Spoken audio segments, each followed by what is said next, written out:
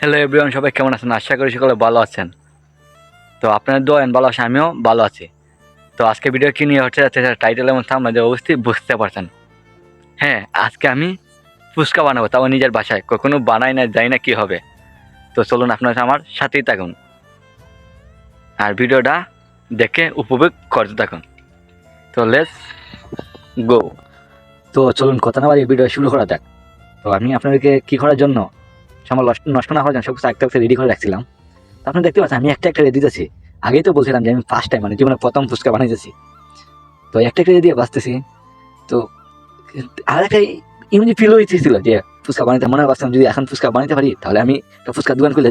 তো দেখতে দেখতে দেখতেছেন সবকিছু মানে অলমোস্ট রেডি, কত সুন্দর করে আমি বানাই কমপ্লিট করে লাইছি।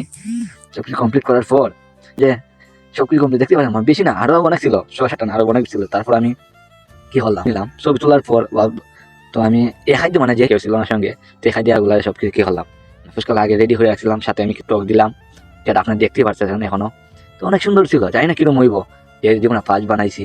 তো আমি কথা বলতে খাওয়ানো শুরু করলাম। উত্তেজিত মানে উচ্চনা পিছনে কাজ করছিল, যে খাওয়া দিলাম।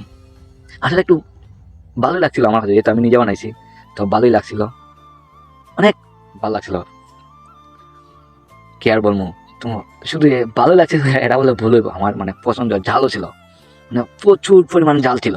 কি বলবো আপনাকে, প্রচুর পরিমাণ জাল, মানে চোখ দিয়ে পানি আসার মতন অবস্থা, চোখ দিয়ে পানি আসার মতন অবস্থা ছিল আর কি।